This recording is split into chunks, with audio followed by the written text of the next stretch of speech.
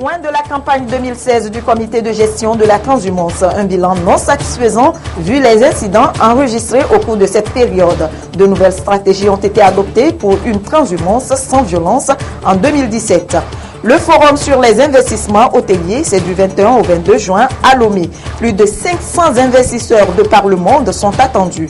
L'occasion pour nous d'en savoir un peu plus sur le secteur du tourisme au Togo et son impact sur l'économie nationale. Et puis, plus de 450 actes ont été retenus au cours du colloque scientifique international Akara en 2014 autour du thème « Quelle contribution des universités pour le développement en Afrique ?»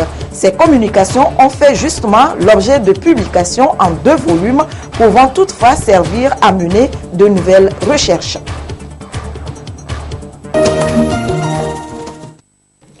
Voilà pour les titres du 20h de ce dimanche. Bonsoir à toutes et à tous.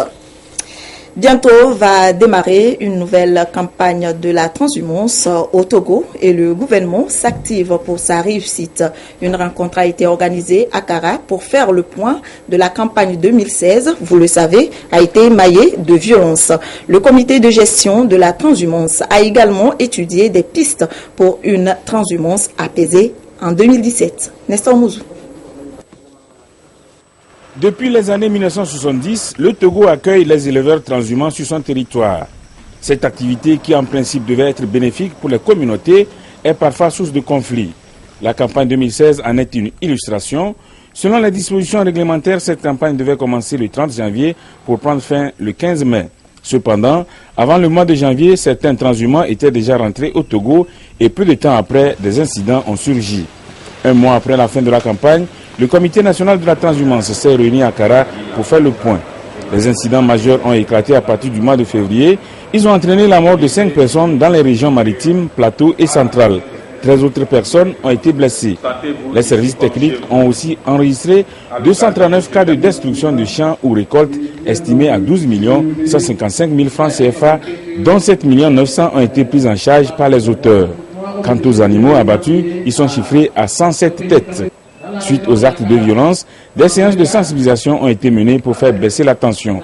Par rapport à la présentation de la situation de la transhumance 2016, des leçons sont à tirer. Quelqu'un a dit tout à l'heure que la transhumance peut être source d'insécurité.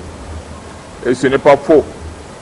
Parce que certains incidents que nous avons enregistrés au cours de la dernière campagne, les armes utilisées, ce n'étaient pas des armes de chasse, mais des armes de guerre. Alors on se pose la question, comment c'est arrivé? Si les gens arrivent seulement pour faire paître les troupeaux et qui sont armés des fusils de guerre, ça devient un problème. Mais notre pays est dans un espace communautaire. Nous avons toujours demandé au préfet de commencer à temps la sensibilisation. Parce que nos populations, les agriculteurs ne comprennent pas pourquoi on accepte les gens qui viennent parfois leur tirer dessus.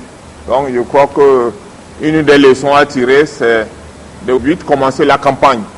Ça permet à chaque préfet, à chaque comité local de commencer la campagne de sensibilisation. Là où il y a eu des incidents, essayer d'apaiser le cœur. Pour une transhumance apaisée en 2017, un plan opérationnel a été adopté. Il met l'accent sur le travail à faire en amont. Il sera question dans les mois à venir d'aller vers les pays de provenance des bœufs pour leur communiquer la charge pastorale, c'est-à-dire le nombre de têtes de bœufs que le Togo pourra abriter pour l'année 2017 en prenant en compte notre proposition locale. Donc nous allons partager cette information au niveau des pays de provenance des transhumants et organiser déjà les activités depuis ces pays-là de départ. En quoi faisant? En positionnant nos équipes le long des frontières, puisque l'effectif est connu d'avance, ça nous permet d'organiser et d'orienter les bœufs vers les couloirs de transhumance que nous sommes en train de construire. Et puis voir avec la collectivité locale, surtout la chefferie traditionnelle, si au niveau de chaque localité, que ce soit les villages, les hameaux ou les cantons, les chefs traditionnels ne peuvent pas mobiliser un foncier, peut-être 2 hectares, pour offrir aux transhumants qui arrivent de façon à permettre aux bœufs de faire le pâturage sur ces aires. Il est aussi prévu de revisiter la carte de la transhumance, de renforcer les ouvrages pastoraux, de recenser les éleveurs sédentaires, d'exiger la carte professionnelle des bouviers transhumants, la relecture de l'arrêté portant organisation de la transhumance pour assurer la traçabilité des taxes perçues et des activités liées au dispositif juridique de la CEDEAO sur la transhumance. Direction d'Apaon où a démarré la première phase du projet eau et assainissement au Togo. 800 latrines seront construites au bénéfice des populations vulnérables dans la ville de d'Apaon pour contribuer à son assainissement. Désiré à l'œil. La ville de Dapan, chef-lieu de la région des Savanes, connaît un accroissement démographique rapide. Conséquence, l'on assiste à une extension urbaine non maîtrisée. Cette évolution devrait s'accompagner de structures d'adduction d'eau et d'un assainissement dans sa globalité. Les efforts de la mairie en matière d'hygiène n'aboutissent pas réellement et l'absence d'un cadre de concertation et d'une synergie d'action entre acteurs, elle explique aussi. Le projet eau et assainissement au Togo PAET première phase comme une solution pour améliorer la gestion des ordures solides et liquides avec la mise en place d'une filière de leur collecte et leur valorisation. Pour débuter le projet, c'est la construction des latrines familiales dans la ville de Dapan qui est lancée. La télé d'aujourd'hui concerne le lancement des activités de l'assainissement domestique qui consiste à la construction de 800 latrines familiales qui iront prioritairement aux ménages les plus démunis. Et pour donc arriver à bien mettre en œuvre cette action, il va devoir impliquer les comités de développement des quartiers, les chefs de quartier, les associations à base communautaire qui vont aider l'unité d'exécution de coordination, l'assainissement des quartiers riverains de la ville de la rivière d'Idago permettra donc de diminuer considérablement la pollution donc du barrage d'Aloa. Dapan et Atapamé sont les villes pilotes du projet, un projet financé par l'Union européenne dans le cadre du 11e FED. Les CDQ, les ONG et la population en général sont appelés à s'associer et opérer une dynamique pour appuyer le projet qui, s'il réussissait, donnera une belle image à la ville de Dapan et changera le cadre de vie des populations. Lomé, capitale des investissements hôteliers, c'est du 21 au 22 juin prochain. Mardi s'ouvre donc un forum sur les investissements hôteliers où plus de 500 investisseurs de par le monde sont attendus. Au cours de cette rencontre de haut niveau, ils discuteront affaires en hôtellerie, mais aussi en tourisme. En prélude à l'événement, nous avons voulu savoir comment se porte le secteur. Les responsables en charge du tourisme se prononcent sur ce que pourra apporter ce forum à la dynamique en cours dans la relance de l'industrie touristique togolaise, surtout sur le plan socio-économique. Le tourisme et son impact sur l'économie nationale, c'est un dossier signé Pierre Soussoupo. Le Togo, avec ses 56 600 km², regorge de potentialités naturelles qui suscitent de l'admiration et parfois de la curiosité. Sa plage, ses montagnes, ses cités culturelles et même ses rites et coutumes ont longtemps constitué de véritables attractions qui recréent la destination Togo. Après les années de crise, depuis 2005, le Togo renoue avec la promotion et le développement du secteur touristique. Environ 400 000 touristes foulent le sol togolais chaque année. Et en croire les responsables du secteur, l'industrie touristique reprend de l'envol. Avec la reprise de la coopération, le tourisme également a repris et a connu des avancées significatives à partir des années 2009. Au jour d'aujourd'hui, nous avons environ 400 000 arrivées de touristes qui se composent à peu près à 55% de tourisme d'affaires et 45% de tourisme de loisirs et qui rapportent plus de 30 milliards de francs au PIB nominal. Nous saluons la vision du gouvernement dans ce sens parce qu'avec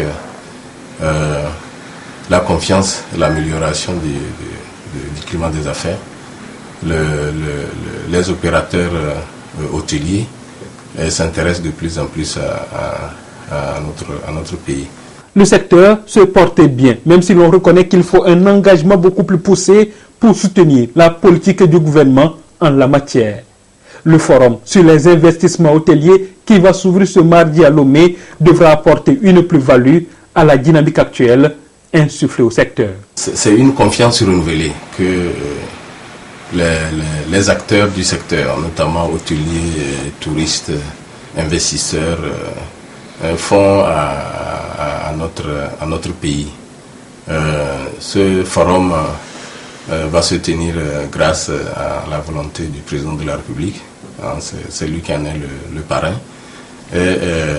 C'est une plateforme. C'est une plateforme de rencontres, d'affaires. Les grands groupes hôteliers seront là. Lomé sera pendant ces 2 jours la capitale mondiale de l'investissement hôtelier.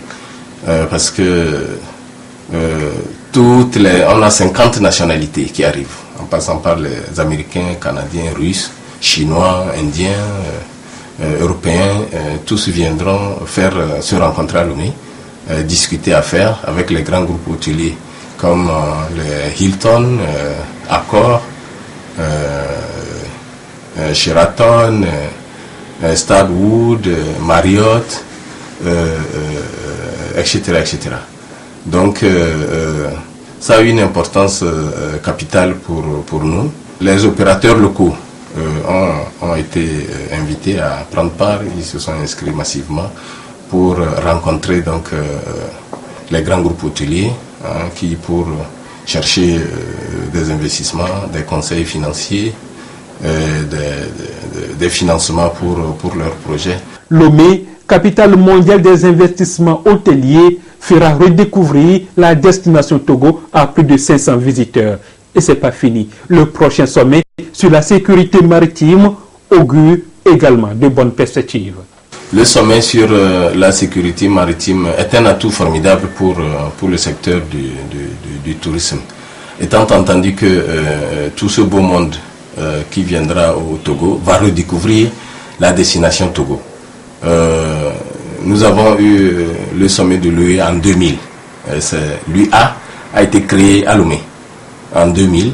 Et le sommet d'octobre 2015 sur la sécurité maritime est un atout pour montrer au monde entier ce qu'est le Togo aujourd'hui, 15 ans après le sommet de l'UA. Tourisme et hôtellerie, 2 domaines qui se côtoient. Troisième source de devises dans les années 80, ces secteurs pourront-ils retrouver leurs lettres de noblesse? Les professionnels nourrissent encore l'espoir que les assises du 21 et 22 juin prochains auront des retombées significatives pour beaucoup plus d'investissements en hôtellerie, mais aussi en tourisme au Togo. Lomé, capitale mondiale de l'investissement hôtelier du 21 au 22 juin, et nous reviendrons dans nos prochaines éditions sur le dynamisme de l'investissement hôtelier au Togo. On en vient maintenant à ce colloque scientifique international initié par l'Université de Kara en mai 2014 autour du thème « Quelle contribution des universités pour le développement en Afrique ?» C'était lors de son 10e anniversaire. Plus de 450 communications ont été retenues et publiées en 2 volumes aux éditions Harmattan. Ces ouvrages ont été remis aux enseignants-chercheurs de l'Université de Kara, pouvant toutefois servir à mener de nouvelles recherches. Nestor Mouzou. L'une des activités phares lors de la célébration du 10e anniversaire de l'Université de Kara fut le colloque scientifique international. À ce rendez-vous du donner et du recevoir, plus de 450 communications ont été retenues. Ces communications qui répondaient à la question centrale, quelle contribution des universités pour le développement en Afrique, ont fait l'objet de publications en 2 volumes. Les ouvrages ont été remis aux enseignants de l'Université de Kara. Chaque volume fait 700 pages. Le premier comporte 59 articles et le deuxième 49. Dans un volume, on a traité de l'environnement, de la démographie, de l'aménagement du territoire, de la sécurité alimentaire et de la santé. Et le second volume a traité de la démocratie, de la gouvernance en Afrique. Ça a été une occasion pour l'université de montrer encore sa visibilité parce que sur le plan international, le document est produit. Ces ouvrages seront d'une grande utilité pour l'Université de Kara en ce moment où cette institution se repositionne en vue de proposer des réponses spécifiques aux exigences de son environnement socio-économique en pleine mutation. Les documents que nous venons de recevoir contiennent des réflexions, des savoirs qui peuvent servir à mener de nouvelles recherches, à comprendre certains aspects de notre culture, de nos problèmes quotidiens, de nos maladies, de quels enseignements on peut tirer des leçons pour améliorer nos cours. L'Université de Kara a commencé des démarches pour l'assurance qualité en son sein. Le président de l'institution souhaite que la réussite du colloque serve d'exemple pour d'autres initiatives afin de contribuer à hisser l'Université de Kara au rang des grandes universités de la sous-région ouest-africaine. L'économie numérique, un autre facteur de développement sur lequel compte le gouvernement togolais pour booster l'économie du pays. Plusieurs actions sont d'ailleurs menées dans ce sens pour encourager des idées innovantes. Et c'est le cas de ces étudiants qui ont mis au point certaines applications comme Amphimillion. Cette application permet de télécharger ou de suivre les cours des universités du Togo dispensés antérieurement. Idiari et Togo Agro sont également d'autres applications à découvrir dans ce dossier réalisé par Luc Assi.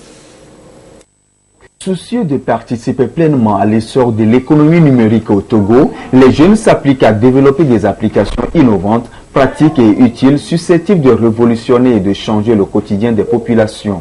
C'est l'exemple de l'application Amphimillion créée par ce jeune étudiant qui permet de télécharger ou de suivre les cours des universités du Togo dispensés antérieurement.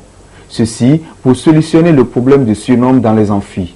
Idiari, une autre application innovante. Elle permet d'adapter le profil du téléphone par rapport à l'emploi du temps personnel. Elle porte la signature d'un groupe d'étudiants de l'Institut africain de l'informatique IAI. Idiari permet de changer automatiquement les profils, c'est-à-dire si par exemple vous êtes en réunion, vous n'aimez pas être dérangé à une certaine heure, donc vous paramétrez juste l'heure à laquelle vous n'aimerez pas être dérangé et donc l'application se charge de changer le profil selon l'importance de l'événement que vous avez à cette heure-là. Il y a aussi une partie géolocalisation dans l'application, par exemple lorsque vous avez une réunion à tel point, l'application vous indique à quelle heure vous devez partir pour ne pas être en retard à la réunion. Au bout de la découverte, non. On ne l'est pas encore. Togo Agro, application typiquement consacrée à l'agrobusiness. Elle sert d'interface entre tous les acteurs intervenant dans le secteur de l'agriculture et favorise les échanges agricoles via Internet. La propriété intellectuelle de ce chef-d'œuvre revient à Eder Etri, économiste de formation. Tous les agriculteurs togolais, ils pourront, par cette application quand même, être visibles. En quoi faisant, nous avons différents canaux de fonctionnement de cette application.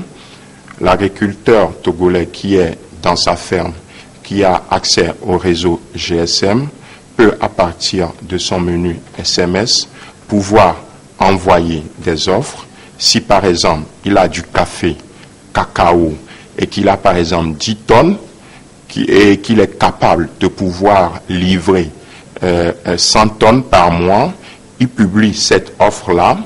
Et cette offre se retrouve à partir de son menu SMS. Cette offre se retrouve directement sur la plateforme web qui est plutôt ouverte aux utilisateurs de Internet, donc du monde. Ou quand il publie instantanément ce SMS d'offre, tous les abonnés du réseau qui s'intéressent à son domaine reçoivent l'offre aussi sur leur téléphone.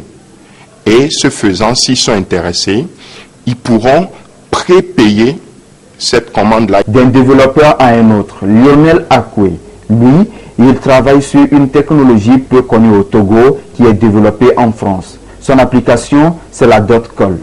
Elle donne la possibilité de posséder un annuaire numérique pour plus de visibilité et d'élargissement du carnet d'adresses. Il y a 80% de notre économie qui est informelle et on a 4 millions d'abonnés mobiles. Donc la plupart des trafics économiques se font par les communications mobiles.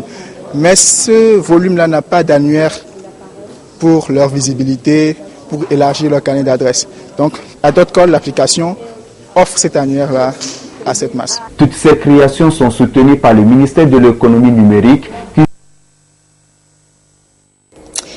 Voilà le Togo à l'instar.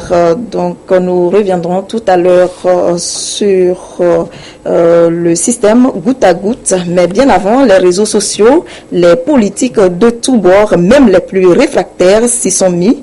Blogs, vidéos, échanges en direct avec les électeurs, équipes dédiées. Le message politique via le web fait désormais partie de leur dispositif de communication. Regardez. La parole présidentielle s'est déclinée sur plusieurs supports, à la télévision, en direct sur le site internet de l'Élysée, et les phrases importantes sur Twitter, car tous les politiques sont aujourd'hui connectés. Exemple, la bataille des primaires à droite avec les principaux candidats déclarés. Alain Juppé dispose d'une équipe web, une cinquantaine de bénévoles en France qui, sur Facebook, Twitter ou bien Instagram, publie textes, photos et vidéos. Une communication sans filtre. Les réseaux sociaux, ça vous permet aussi de raconter l'histoire que vous souhaitez raconter. C'est-à-dire personne ne vous l'impose. C'est la grande différence, notamment avec les médias. Mais surtout, l'équipe scrute les attaques, comme les tweets sur l'âge d'Alain Juppé, 71 ans. Juppé fait le coup du « je suis le fils de Chirac ». 12 ans d'écart, ça me rappelle un vieux tweet, ça. Comme il est vieux, le Juppé, ça fout vraiment la trouille. C'est compliqué de garder son sang-froid, mais il faut. Car les coups proviennent souvent du même camp politique. C'est des comptes NS 2017, par exemple. Donc c'est Nicolas Sarkozy, c'est des soutiens de Nicolas Sarkozy. En guise de réponse, il y a ces petits dessins pour tenter de donner une deuxième jeunesse. Mais aujourd'hui, la popularité d'un candidat se mesure aussi à son nombre d'abonnés Twitter.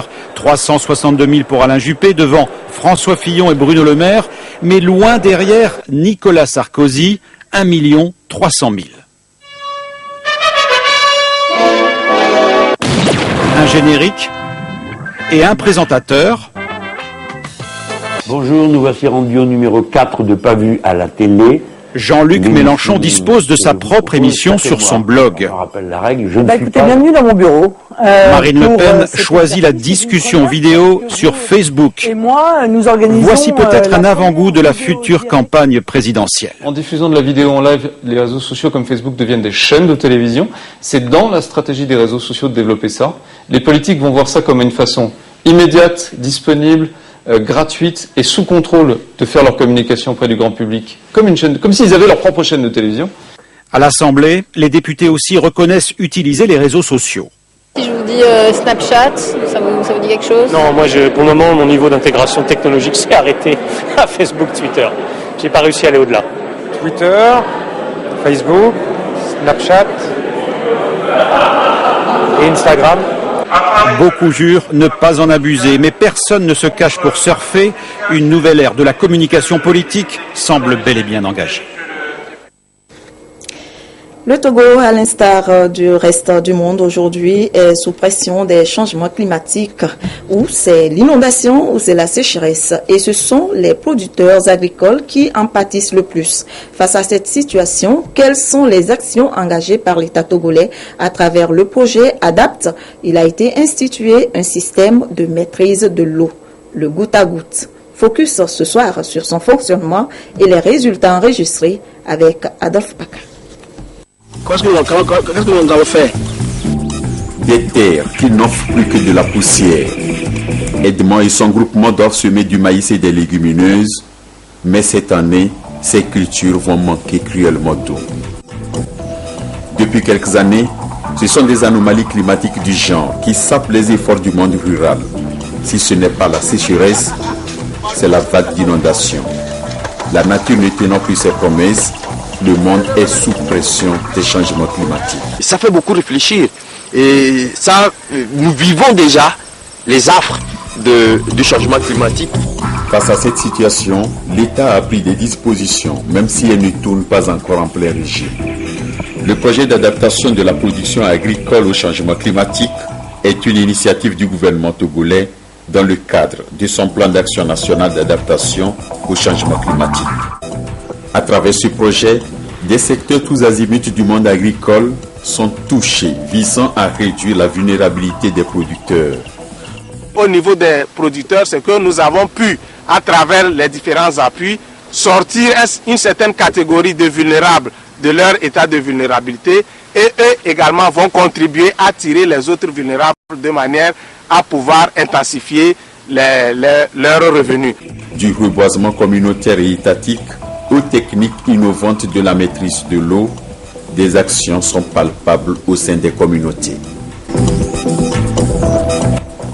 Quelque part à Kolbongou, situé à 20 km à l'est de Dapaon dans la région des Savanes, nous avons visité M. Diamant.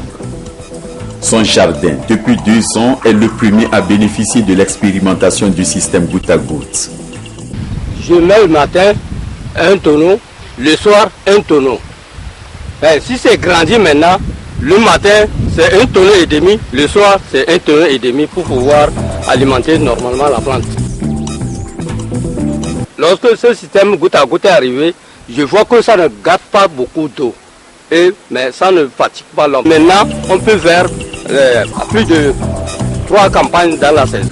Le goutte à goutte, une technique de micro-irrigation très économique en énergie et en eau. Cette technique importée d'Israël intègre déjà les habitudes des maraîchers comme ceux de la zone littorale. Nous nous rendons à Agbavi, puis à Goumoukopi. C'est un système automatique.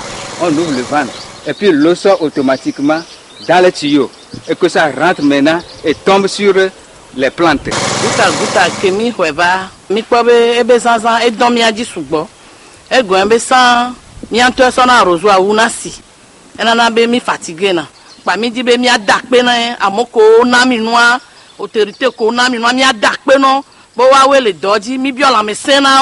On était 13 Togolais à être formés en Israël sur le système de goutte à goutte. On était là-bas quand le chef de l'État a fait sa visite en Israël. Nous, après la formation, maintenant, on est revenu pour pouvoir expérimenter ce système.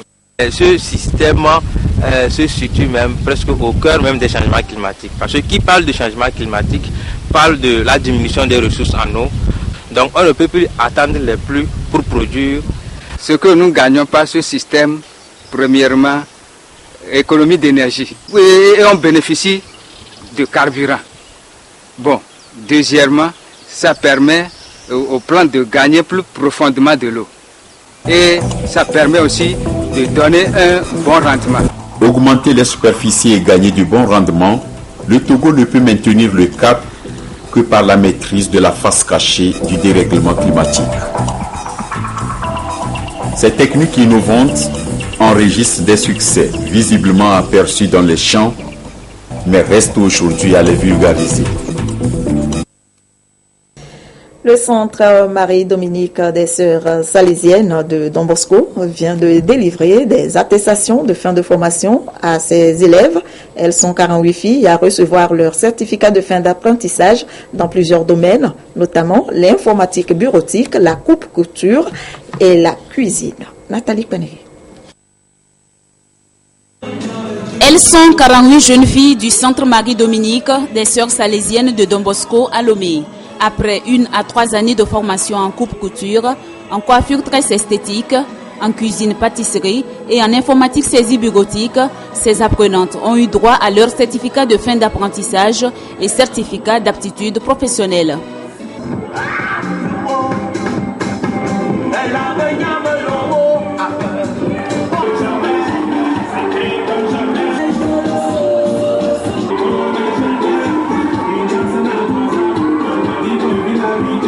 J'ai appris beaucoup de choses, surtout à bien modeler les gâteaux et à apporter ma chose particulière. Il y a les plats aussi, les entrées, les résistances, les plats africains et les plats européens. J'ai fait la coiffure, la tresse. Bon, en coiffure, on fait aussi la coiffure homme-dame. Donc j'ai coiffé et puis aussi j'ai tressé. Pour la coiffure, je l'ai nommée beauté angélique. La tresse, à toi de voir. Et pour le garçon, je l'ai appelé coupe tropicale. La communauté éducative Marie-Dominique, animée par la spiritualité de Don Bosco, vise l'éducation intégrale de la jeune fille pour son épanouissement. Nous misons beaucoup sur la créativité. Ne pas faire tout ce que tout le monde fait, mais chercher à mettre son empreinte dans ce qu'on fait. Et c'est ce qui donne aussi la beauté, la couleur à ce que nous vivons. Ce centre de formation professionnelle, jusqu'alors réservé uniquement aux jeunes filles, ouvre dès la rentrée académique prochaine ses portes aux jeunes garçons dans les mêmes filières.